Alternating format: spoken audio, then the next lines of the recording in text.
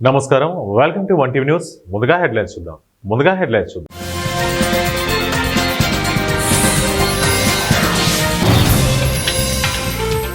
బిఎల్ఓలు సక్రమంగా విధులు నిర్వర్తించాలి. మెదక్ జిల్లా అదనపు కలెక్టర్ నగేష్.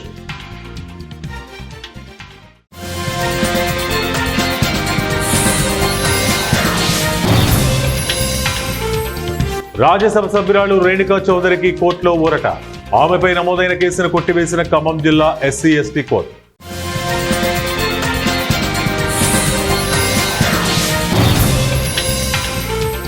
స్థానిక సంస్థల్లో బీసీలకు 42% రిజర్వేషన్లు కల్పిస్తూ మంత్రివర్గం తీసుకున్న నిర్ణయం హర్షణీయం.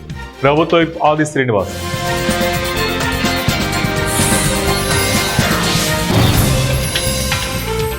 విద్యార్థుల భవిష్యత్తుపై దృష్టి కేంద్రీకరించిన ముఖ్యమంత్రి చంద్రబాబు, మంత్రి నారా లోకేష్, టీడీపీ నేత మల్లెల ఆల్ఫ్రెడ్ రాజు.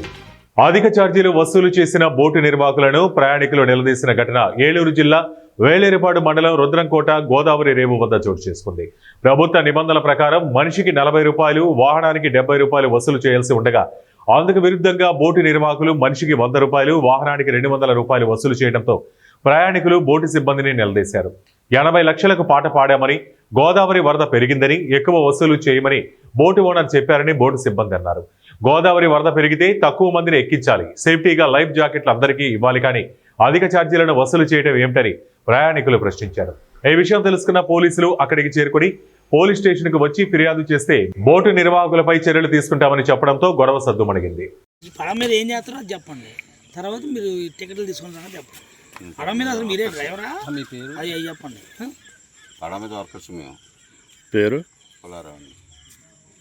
ఓనర్ ఎవరు? సాయి కుమార్. పొద్దున 100 రూపాయలు వసూలు చేశారు వాళ్ళ దగ్గర. తీసుకున్నాం. ఇప్పుడు ప్రయాణికులకు తీసుకోలేదు. ఎందుకని పొద్దున వాళ్ళ దగ్గర అదే గొడవ అయిందని ఆపేశారు. గొడవ కాకపోతే రోజు 100 తీసుకుంటారా? తీసుకోమన్నారు. ఓనర్ ఎంతకు పాడిండు 79. ఇంతకుముందు పోయిన సంవత్సరం 80. 3 సంవత్సరాల క్రితం ఎంత ఉంది? తెలియదండి. తమ్ముడు నీవు ఉన్నావు అప్పుడు 36 లక్షలా? 36 లక్షలు 79 లక్షలు పాడిండు మీ ఓనరు. ఎందుకు ఇట్లా అధిక ఛార్జీలు వసూలు చేద్దామనా?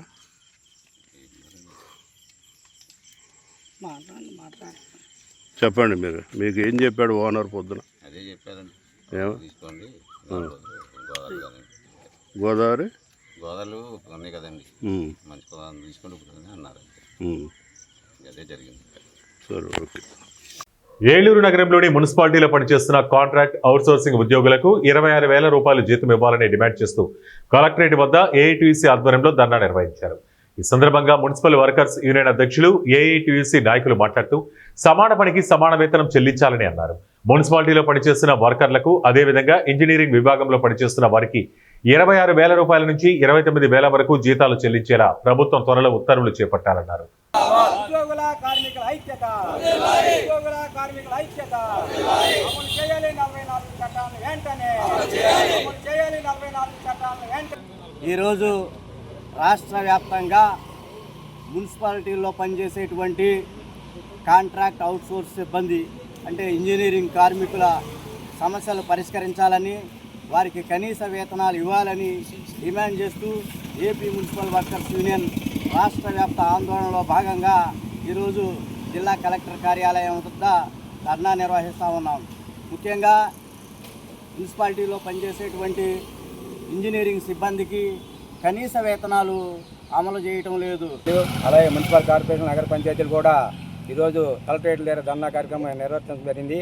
ఆ పిలుపు మేరకు ఏలూరులో the zonal municipal employees union ఆధ్వర్యంలో ఏఐటీసీ అనుబంధమైనటువంటి ఈ సంఘం, అలాగే మున్సిపల్ వర్కర్స్ యూనియన్ అయినటువంటి ఏఐటీ సంఘం కూడా సంయుక్తంగా ఈ ధర్నాన్ని నిర్వర్తిస్తున్నాం. ప్రధానంగా అవుట్సోర్స్ సిబ్బందికి, కాంట్రాక్ట్ సిబ్బందికి 26,000 రూపాయల జీతాలు ఇమ్మని గత 4 సంవత్సరాల నుంచి పోరాడుతూనే ఉన్నాం. అయినప్పటికీ 2 ప్రభుత్వాలు కూడా పెడచోని పెట్టినాయి. ఇప్పుడు ప్రధానంగా జీతాలు ఇమ్మీడియట్ తక్షణంగా 26,000 రూపాయలు. ఈ కిషోర్ జిల్లా ఏఐటీసీ ఈరోజు రాష్ట్ర వ్యాప్తంగా ఏఐటీసీ ఆధ్వర్యంలో మున్సిపల్ ఇంజనీరింగ్ అవుట్సోర్సింగ్ ఉద్యోగుల సమస్యల మీద ధర్నాలు చేయడం జరుగుతోంది. ప్రధానంగా మున్సిపల్ విభాగంలో పనిచేస్తున్న కార్మికుల్లోనే చాలా వ్యత్యాసాలు కనిపిస్తూ ఉన్నాయి. సమాన పనికి సమాన వేతనం అమలు కావట్లేదు. కాబట్టి ఇంజనీరింగ్ డిపార్ట్మెంట్ ఉద్యోగులకి సమాన వేతనం అమలు చేయాలని, అదేవిధంగా వీళ్ళు ఎటువంటి కాంట్రాక్ట్ అవుట్సోర్సింగ్ అయినప్పుడు కూడా ప్రభుత్వ ఉద్యోగులుగా గుర్తించి సంక్షేమ పథకాలు అమలు చేయట్లేదు. ప్రభుత్వం అమలు చేసే అన్ని సంక్షేమ పథకాలను కూడా ఈ ఉద్యోగులకు అమలు చేయాలని డిమాండ్ చేస్తూ ఉన్నాము. ప్రభుత్వం కాంట్రాక్ట్ అవుట్సోర్సింగ్ ఉద్యోగుల్ని పర్మనెంట్ చేసే వరకు సమాన వేతనం అమలు చేయడంతో పాటు ప్రభుత్వ సంక్షేమ కార్యక్రమాలను కూడా అమలు చేయాలని జిల్లా కలెక్టర్ గారి ద్వారా ఈరోజు ప్రభుత్వానికి విజ్ఞప్తి చేస్తున్నాం. లేని పక్షంలో భవిష్యత్తులో పెద్ద ఎత్తున ఆందోళన చేస్తామని హెచ్చరిక చేస్తా ఉన్నాం. ఈరోజు రాష్ట్ర వ్యాప్తంగా 26 జిల్లాల కలెక్టరేట్ల దగ్గర నగర పాలక సంస్థల్లోనూ పురపాలక సంఘాల్లోనూ నగర పంచాయతీల్లో పనిచేస్తున్న ఎవరైతే ఇంజనీరింగ్ విభాగంలో పనిచేస్తున్న కాంట్రాక్ట్ అవుట్సోర్సింగ్ సిబ్బంది ఉన్నారో వాళ్ళ సమస్యల మీద, అలాగే రెగ్యులర్ సిబ్బంది సంబంధించి డిఏలు, అలాగే యాన్యువల్ ఇంక్రిమెంట్లతో పాటు గత 3 సంవత్సరాలుగా సరెండర్ లీవ్లు కూడా ఇవ్వట్లేదు. ఈ రెండింటి పరిష్కారం కోసం ఈ ఆందోళన కార్యక్రమం జరుగుతుంది. రాష్ట్ర ప్రభుత్వం, ఎన్డీఏ కూటమి ప్రభుత్వం ఎన్నికల ముందు ఈ రాష్ట్రంలో ఉన్న ప్రభుత్వ శాఖల్లో ఖాళీ ఉన్న పోస్టులు భర్తీ చేస్తామని, అలాగే ఇంజనీరింగ్లో కానీ అవుట్సోర్సింగ్ కాంట్రాక్ట్ సిబ్బంది కానీ రెగ్యులర్ చేస్తామని హామీ ఇచ్చారు. హామీని పెడచమని పెట్టడం జరిగింది. ఎప్పటికైనా సుప్రీంకోర్టు ఆదేశాల ప్రకారం సమాన పనికి సమాన వేతనం ఇవ్వాలని చెప్పేసి ఏఐటీసీగా డిమాండ్ చేస్తున్నాం. కానీ పేరు Bhajendra Srinivasa Rao, AP municipal workers union Eluru జిల్లా కార్యదర్శిని. ఈరోజు ఇవాళ ఏపీ మున్సిపల్ వర్కర్స్ యూనియన్ రాష్ట్ర పిలుపులో భాగంగా కలెక్టరేట్ గారు ధర్నా కార్యక్రమం చేయమన్నారు. అలాగే మున్సిపాలిటీలో ఉన్న పారిశుద్ధ్యం కానీ, ఇంజనీర్ సెక్షన్ కానీ, అలాగే ఆఫీస్ స్టాఫ్ కానీ జీతభత్యాల మట్టుగా ప్రభుత్వం ఒక క్రమబద్ధంగా లేదు. అయితే కొందరికేమో 15,000 జీతం, కొందరికేమో 24,500 జీతం, కొందరికేమో 21,000 జీతం. దీని గురించే ఏపీ మున్సిపల్ వర్కర్స్ యూనియన్గా రాష్ట్ర వేడిగా కార్యక్రమాలు మొదలు పెట్టమంది దశల వారీగా. అయితే మొన్న ఎమ్మెల్యే గారికి వినతి పత్రం ఇచ్చాము. ఏలూరు నగరంలోని అమీనపేటలో ఉన్న శ్రీ దుర్గా భవానీ ఆలయంలో బోనాల జాతర అమీనపేట పురవీధుల్లో ఆలయం నుంచి బయలుదేరి అంగరంగ వైభవంగా నిర్వహించారు. పలువురు మహిళలు బోనాలు తలపై పెట్టుకుని భక్తి శ్రద్ధలతో ఊరేగింపులో పాల్గొన్నారు. ఈ సందర్భంగా కమిటీ నిర్వాహకులు మాట్లాడుతూ ఆలయంలో అమ్మవారికి సారె సమర్పణతో పాటు బోనాలు సమర్పిస్తున్నామని, అదేవిధంగా ఉదయం నుంచి ప్రత్యేక పూజలు నిర్వహిస్తూ సాయంత్రం కుంకుమార్చన భజనలతో అమ్మవారికి పూజలు నిర్వహిస్తున్నట్లు తెలిపారు.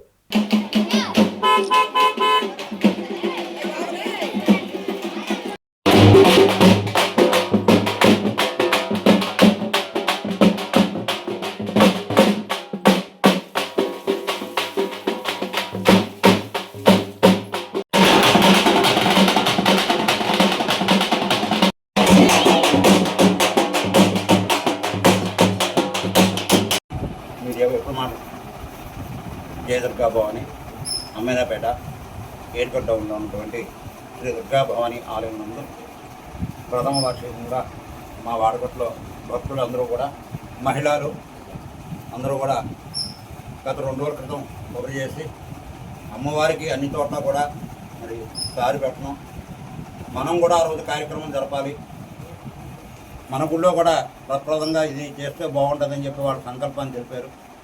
దైవ కార్యక్రమం లోక కళ్యాణార్థం చేసేది కాబట్టి తప్పనిసరిగా చేస్తామని చెప్పాను. మరి ఈ యొక్క అమీనాపేట హేలాపురి భక్తులందరూ కూడా సహకారంతో ఈ అమ్మవారి యొక్క అష్టోత్తర రకాలతో, అంటే కనుక 108 రకాలతో కూడా అమ్మవారికి సారిపెట్టి పూజా కార్యక్రమాలు జరపాలండి. ఏ విధంగా చేస్తే బాగుంటుంది ఏంటంటే, అమ్మవారికి అత్యంత ప్రీతి ఉంది. మరి శుక్రవారం శ్రీ మహాలక్ష్మి స్వరూపి అవతారం కాబట్టి ఆ రోజు ప్రాతకాలం, ఈ రోజు ప్రాతకాలమే అమ్మవారికి కూడా మరి విఘ్నేశ్వర పూజ, పుణ్యాహవచన, పంచామృత అభిషేకము, అమ్మవారికి అలంకరణ, కుంకుమార్చన పూజా కార్యక్రమాలు భక్తులందరూ సహకారంతో గోత్రనామంతో కూడా జరిగినాయి.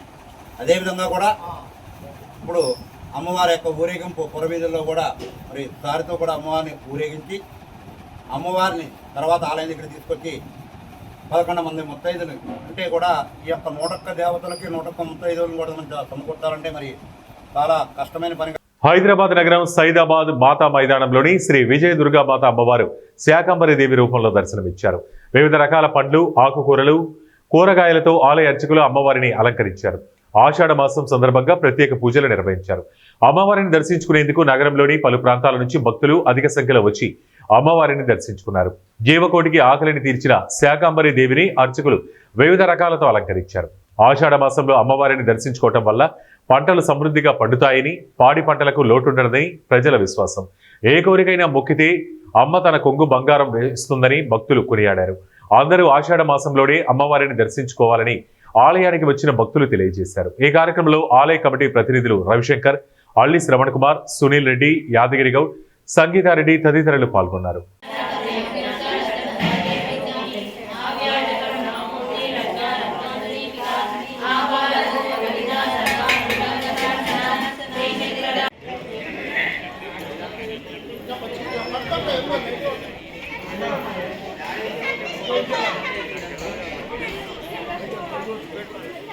కారులో తరలిస్తున్న 110 వెండి బిస్కెట్లను ఒడిశా అబ్కారీ అధికారులు గురువారం సీజ్ చేశారు. ఇద్దరిని అరెస్టు చేశారు. మహారాష్ట్ర నుంచి వచ్చిన ఓ కారును రంగాలి తహసీల్దార్ కార్యాలయం సమీపంలో అధికారులు తనిఖీ చేశారు. కారు సీక్రెట్ అరలో వెండి బిస్కెట్లను గుర్తించారు. వెండిని ముంబై నుంచి రాంచీకి తరలిస్తున్నట్టు జిల్లా అబ్కారీ సూపరింటెండెంట్ అసిత్ మల్లిక్ తెలిపారు. ఒక్కో బిస్కెట్ కిలో ఉంటుందని, విలువ 1.10 కోట్లు ఉంటుందన్నారు. आपका जो चैम्बर में तो ऐसे बिल लाने से तो ओपन लाते, चैम्बर में तो चैम्बर बना के लेके आ रहे थे, चोरी जैसा दिख रहे. आपका क्या इंटेंशन क्या है? चोरी का मामला नहीं, जैसा आपका गाड़ी में चैम्बर बना हुआ है वो चोरी जैसा चैम्बर बना हुआ है. जैसे स्मगलिंग करते हैं वैसे आपका चैम्बर बना हुआ सिगरेट का धंधा बाहर खुला लेकर जो चैम्बर का रहता है. आप इतना रुपया का सामान लेके आ रहे हैं बिना बिल में, आपको पीछे आदमी लेके आता है क्या? బిఎల్ఓలు విధులు సక్రమంగా నిర్వహించాలని జిల్లా అదనపు కలెక్టర్ నాగేష్ సూచించారు. మెదక్ జిల్లా వెల్దుర్తి మండల కేంద్రంలో శుక్రవారం వెల్దుర్తి, మాసాయిపేట మండలాలకు చెందిన బిఎల్ఓ సూపర్వైజర్లకు శిక్షణా కార్యక్రమం నిర్వహించారు. ఈ కార్యక్రమానికి హాజరైన అదనపు కలెక్టర్ నాగేష్ ఓటర్ జాబితా నమోదు, కొత్త ఓటర్ల నమోదు, ఓట్ల తొలగింపుపై అవగాహన కల్పించారు. ఎన్నికల కమిషన్ నిబంధనలపై ప్రతి ఒక్కరికి అవగాహన కలిగి ఉండాలని సూచించారు. ఈ కార్యక్రమంలో అదనపు collector Nagesh, Narsapur RDO Mahipal Reddy, Veldurthi tahsildar Balalakshmi, Mosaipet tahsildar Gnanajyothi, master trainers Lakshminarayana, Prasanna Kumar, Shivashankar, Pandari, Kondal, Srinivas, girdawar, Narsing Yadav, revenue సిబ్బంది పాల్గొన్నారు.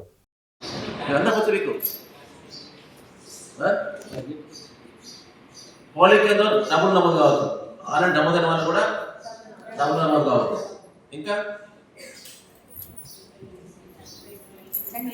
అవన్నీ అన్నారు ఇవి అర్హత గలవారు. ఓకేనా? అర్హత గలవారు పోయినప్పుడు మనం ఇంకెవరు ఉండొచ్చు? ఆడవాళ్ళు, మగవాళ్ళు అందరూ ఉండొచ్చా? ఇతరులు కూడా ఉంటుందా? అవునుగా, ఇతరులు ఉంటుందా? ఆడ మగ ఇతర మూడు, ఆడ మగ ఇతర మూడు. ఇంతకుముందు ఆడ మగం అంటే గతం నుంచి ఇతరులు అంటే ఏంటి? భారతదేశ పౌరుడై ఉండి 18 సంవత్సరాలు నిండి ఉండి స్థానికంగా ఉండి ఇతర పోలింగ్ కేంద్రంలో నమోదు కాకుండా ఉండి ఆడగాని మగగాని ఇతరులైన వారు వారికి పోలింగ్ కేంద్రంలో వాళ్ళకు నమోదైతే ఉంటుంది. అంతే. మరి అనాథ ఎవరు ఉండకూడదు? ఇది ఇక్కడ అర్హత గల వాళ్ళు అందరూ ఉండాలి ఓటర్ జాబితాలో. మరి ఎవరు ఉండకూడదు? ఇంకా రివర్స్ ఉంటుంది. ఓటు ప్రత్యేకమైన చట్ట ప్రకారం వాళ్ళు జైల్లో రివర్స్ ఉంటారు, అందుకుంటే రివర్స్ ఉంటారు. ఎవరు ఉండకూడదు? అదో మధ్య చెప్తుంది, భారతదేశ పౌరులు కాని వారు, 18 సంవత్సరాలు నిండిన వారు, స్థానికంగా ఉండని వారు, చనిపోయిన వారు, శాశ్వతంగా వెళ్ళిపోయిన వారు, వలస వెళ్ళిపోయిన వారు, డబ్బులు ఆల్రెడీ ఉన్నవారు, మరోసారి ఇంటి కాకుండా ఉన్నవాళ్ళు, ఇటువంటి వాళ్ళు అన్నారు.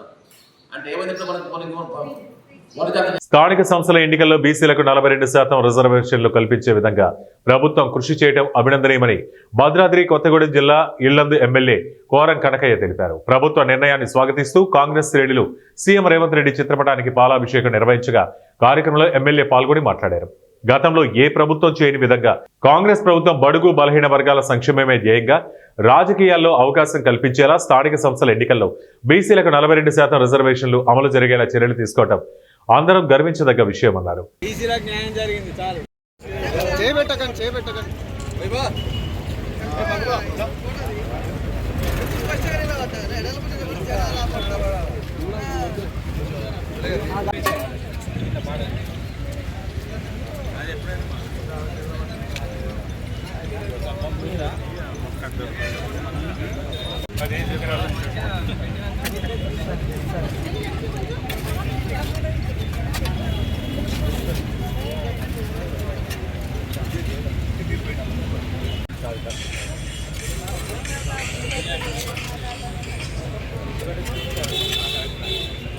కేంద్ర మాజీ మంత్రి రాజ్యసభ సభ్యులు రేణుకా చౌదరికి కోర్టులో ఊరట లభించింది.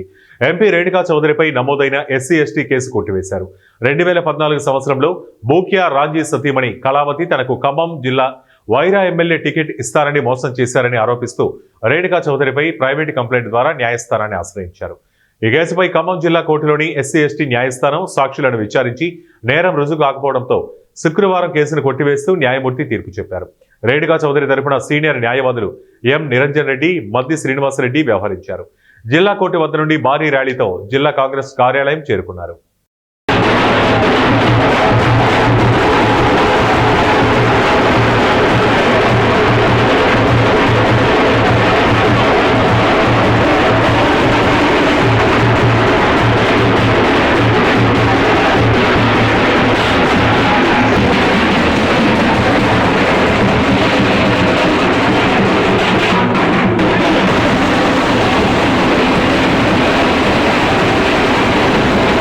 జనగామ శాసనసభ్యులు పల్లా రాజేశ్వరరెడ్డి జన్మదినాన్ని పురస్కరించుకుని BRS party working president KTR Aziz నగర్లోని నివాసానికి వెళ్లి శాలువాతో సన్మానించారు.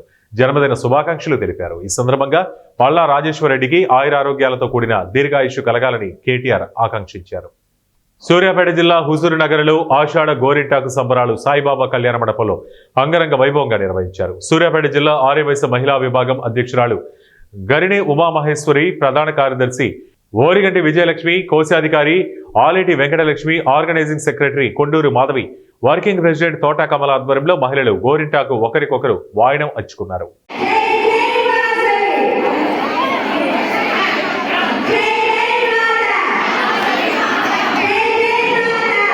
జయశంకర్ భూపాలపల్లి జిల్లా మహదేవపూర్ మండలంలోని దక్షిణ కాశీగా పేరుగాంచిన ప్రముఖ పుణ్యక్షేత్రమైన శ్రీ కాళేశ్వరం ముక్తేశ్వర స్వామి దేవాలయం త్రివేణి సంగమం వద్ద గోదావరి ఉగ్ర రూపం దాల్చింది. త్రివేణి సంగమం పుష్కర ఘాటు వద్ద జ్ఞానదీపాల వరకు వరద రావడంతో జ్ఞానదీపాలు వరదలు కొట్టుకుపోతాయని దేవస్థాన అధికారులు ఆందోళన చెందుతున్నారు. ఇప్పటికే 11.590 మీటర్ల ఎత్తులో ప్రవహిస్తున్న గోదావరి మరొక 2 మీటర్లు దాటితే మొదటి ప్రమాద హెచ్చరిక జారీ చేసే అవకాశం ఉందని అధికారులు తెలిపారు. మేడిగడ్డ లక్ష్మీ బ్యారేజ్ వద్ద గోదావరి ఉధృతి బాగా పెరిగిందని, ఇన్ఫ్లో 8,19,500 క్యూసెక్కుల వరద రావడంతో గేట్లు ఎత్తి అదే స్థాయిలో దిగువకు నీటిని విడుదల చేస్తున్నారు. లోతట్టు ప్రాంత ప్రజలు అప్రమత్తంగా ఉండాలని అధికారులు తెలిపారు.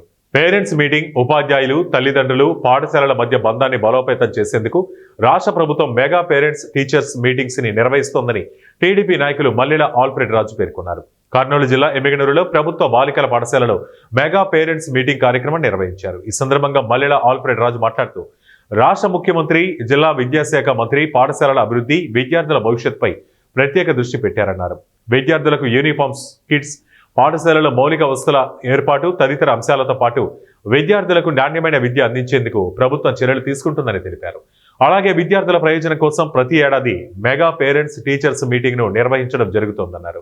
విద్యార్థులు కష్టపడి చదివి ప్రయోజకులు కావాలని పేర్కొన్నారు.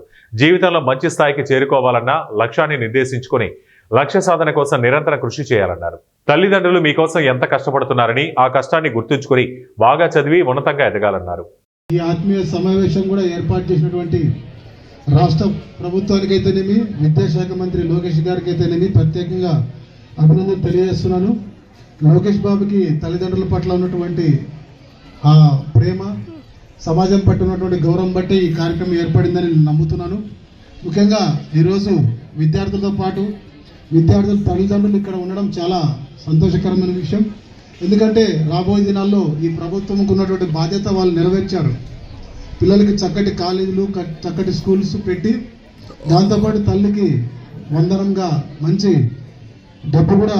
వార్తలు ముగించే ముందు ముఖ్యాంశాలు మరోసారి.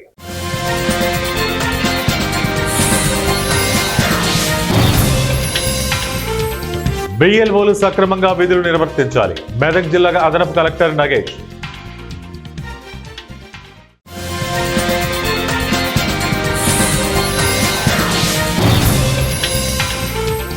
రాజ్యసభ సభ్యురాలు రేణుకా చౌదరికి కోర్టులో ఊరట.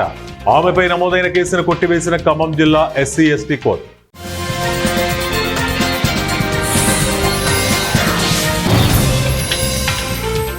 స్థానిక సంస్థల్లో బీసీలకు 42% రిజర్వేషన్లు కల్పిస్తూ మంత్రివర్గం తీసుకున్న నిర్ణయం హర్షణీయం. ప్రభుత్వ విప్ ఆది శ్రీనివాస్.